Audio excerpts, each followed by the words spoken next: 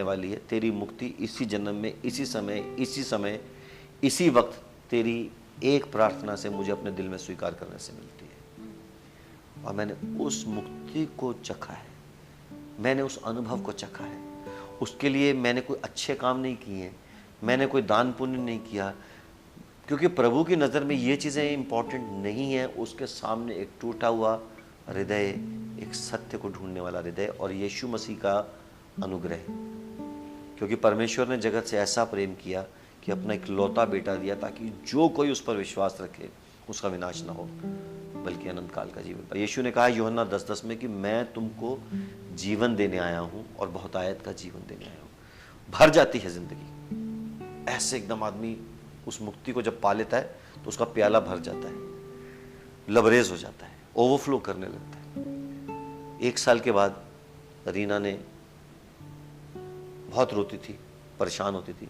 उसने प्रभु से कहा आप हो तो मुझे भी बताओ ना, एक सही बात करके क्यों साइड में हो गए आप। उसने भी बहुत ढूंढा, लेकिन जब उसकी सर्च उस पॉइंट पे पहुंची तो प्रभु यीशु ने उससे भी बात की। और जब उनका फिर जब दिल खुला, उन्होंने मुझे बोला, फिर हम दोनों ने एक साथ बपतिस्मा लिया, एक साथ हम प्रभु में आए 21 मार्च को 2001। हम लोगों ने एक साथ 21 मई और हमने एक साथ प्रभु यीशु मसीह को ग्रहण किया। उसके बाद हमने अपने बच्चों को, किसी को कुछ कभी कहा नहीं कि आप ऐसा करो। मेरी डॉटर उस टाइम टीनेजर थी, लेकिन उसने धीरे धीरे हमारी लाइफ को देखा, चेंजेस को देखा, मुझ में, रीना में, फैमिली में, जॉय में, उसने सारी चीज़ों को देखा। तो उसने एक दिन खुद कहा मुझे यीशु को ग्रहण करना है। तो आप देखें, मेरा बेटा भी, हम सारी फैमिली, हम लोग प्रभु यीशु के पीछे चलते हैं और हम उस आनंद को, अभी 8 साल हुए हैं बपतिस्मा लिए।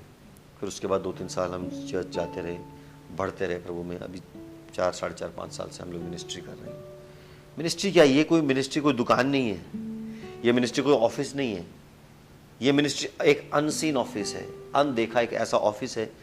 जीसस का कहीं ऑफिस नहीं था, जीसस का कहीं पर फैक्स मशीन नहीं रखी थी और उसके सेक्रेटरी नहीं बैठे थे 4 लोग, और जो मिनिस्ट्री चला रहे हैं जीसस की, है ना, जीसस के फ़ोन नहीं उठाते थे। वो मिनिस्ट्री, कोई ऑर्गेनाइजेशन का नाम मिनिस्ट्री नहीं होता। कई बार ऑर्गेनाइजेशन होती है और मिनिस्ट्री नहीं होती है, लेकिन कई बार मिनिस्ट्री होती है, वहाँ पे ऑर्गेनाइजेशन नहीं होती।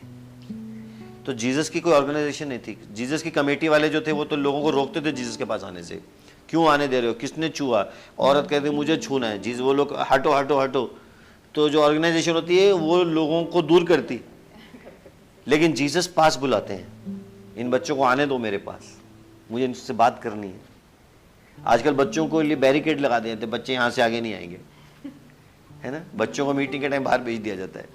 तो बच्चों का, तो कहने का अर्थ है कि मिनिस्ट्री जो शुरू हुई है वो चलते फिरते मिनिस्ट्री है। हर जगह पे मैं मिनिस्टर हूँ, हर जगह पे मैं मिनिस्टर यानी सेवा करने वाला।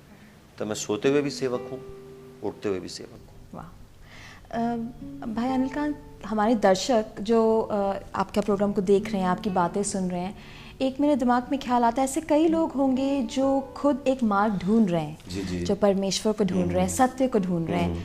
उनके लिए आप क्या कहना चाहेंगे कि वो क्या करें, किस दिशा में आगे बढ़ें ताकि उन्हें सत्य मिले, उन्हें परमेश्वर मिले, धर्म नहीं मिले। सबसे पहले तो मैं आराधना टीवी देखने वाले जितने हमारे दर्शक हैं उन सबका मैं धन्यवाद करना चाहता हूँ, और आप सबको मैं, आराधना टीवी को भी मैं धन्यवाद करना चाहता हूँ, और कि आपने मुझको ये मौका दिया कि मैं अपनी गवाही इस चैनल के द्वारा अपने भाई बहनों तक पहुंचा सकूं। और आप सबका मैं धन्यवाद करके ये भी कहना चाहता हूं कि प्रभु इस चैनल को और बरकत दे, और ज़्यादा आप लोगों को बढ़ाए, और आपके द्वारा ये जो मैसेज है यीशु मसीह का, धर्म का नहीं, सत्य का और मुक्ति का मैसेज। आराधना का अर्थ ही है वर्शिप, यानी उसकी प्रार्थना, उसके अंदर लौलीन हो जाना, प्रभु के अंदर खो जाना। और ये आराधना चैनल और ये जो टेलीविज़न है, ये जो पूरी टीम है आराधना टीवी वालों की, ये भी प्रभु के द्वारा बनाई गई है। इनका पूरा परिवार, जिस तरह से हमारा परिवार, मैं और रीना, हमारा जो परिवार है वो, इसमें मैं समझता हूँ कि आराधना टीवी के जो हमारे फाउंडर भाई मिस्टर पॉल, उनका पूरा परिवार इस तरह से लगा, उनकी पूरी जो टीम है वो इसी तरह से प्रभु की सेवा कर रही है और प्रभु के पैगाम को दुनिया के कोने कोने तक लेके जा रही है। और मैं देख रहा हूँ कि ये इतनी जल्दी कहाँ से कहाँ पहुँच रहा है, और मैं आशा करता हूँ कि ये बहुत आगे तक जाएगा। और मेरी ये विश्वास है और ये मेरी प्रार्थना है कि प्रभु इस चैनल को और आप सबको बहुत ज़्यादा बरकत दे। और जैसा आपने मुझसे पूछा कि मैं अपने भाई बहनों से यही कहना चाहता हूँ, धर्म बचाता नहीं है, धर्म अलग करता है, धर्म हमको डिवाइड करता है। धर्म के अंदर आने से एक हम पिंजरे में आ जाते हैं। कभी कभी आप गौर करेंगे कि लोग धर्म के लिए जान तक ले लेते हैं एक दूसरे की। कोई प्रभु को अच्छा बुरा कह दे उनको फर्क नहीं पड़ता, लेकिन किसी धर्म को उल्टा सीधा बोल दे तो उसके चक्कर में लड़ाई शुरू हो जाती है। क्योंकि धर्म जो है वो प्रभु से अलग है। बारिश का कोई धर्म नहीं है, वो हर जगह पे किसी भी दिन घर देखे बिना, माहौल देखे बिना, कोई किसी का मजहब रंग देखे बिना सबके ऊपर बराबर आती है। सूर्य का कोई धर्म नहीं है, हवा का कोई धर्म नहीं है, परमेश्वर का कोई धर्म नहीं है। परमेश्वर आत्मा है और परमेश्वर उन लोगों को ढूंढता है जो उसकी आत्मा में उसकी परस्तिश करते हैं, धर्म में नहीं। इसलिए धर्म की तलाश मत करें, किसी धर्म से कुछ मिलने वाला नहीं है, लेकिन आप प्रभु की तलाश करें। और मैं आपसे ये निवेदन करना चाहता हूँ और एक आपको मैं इनकरेज करना चाहता हूँ और ये सजेशन भी देना चाहता हूँ, अगर अभी तक आपने यीशु मसीह को नहीं चखा है तो आज आप यीशु मसीह को अपने दिल में बुला के देखें। मैंने किसी व्यक्ति को नहीं बुलाया, मैंने यीशु से कहा कि आप मेरे दिल में आए और मुझसे बात करें। अगर आप वाकई में परमेश्वर हैं तो आप मुझे मुक्ति दे सकते हैं।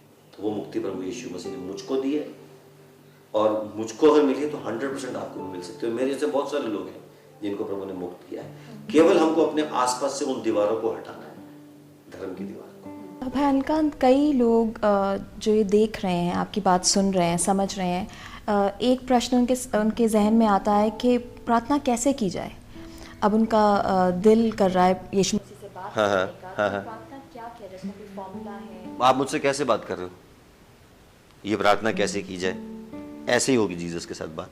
मैं आपसे बात करता हूँ, मैं जीसस से ऐसे बात करता हूँ, जीसस आई लव यू, आप प्रभु हैं, आप परमेश्वर हैं। जीसस आप मुझको मुक्ति दें, आप मेरे दोस्त बने, मैं आपको अपने दिल में बुलाता हूँ, मेरा दिल खुला। जीसस ने कहा कि मैं तुम्हारे दिल के दरवाजे, तुम्हारे दरवाजे के ऊपर खड़ा खटखटा रहा हूँ, दस्तक दे रहा हूँ। तुम दरवाजा खोलो तो मैं अंदर आऊँगा, तुमसे बात करूँगा, तुम्हारे साथ खाऊंगा और पीऊँगा।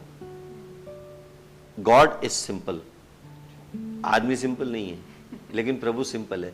तो उसके साथ बात करना, किसी व्यक्ति से, आपकी सड़क पे किसी चलते फिरते व्यक्ति को देखें, आप उससे बात करना चाहेंगे, वो आपसे बात नहीं करेगा, क्योंकि वो पहले देखेगा ऊपर से नीचे तक, क्यों बात कर रहे हो, कौन हो। प्रभु ऐसे नहीं है।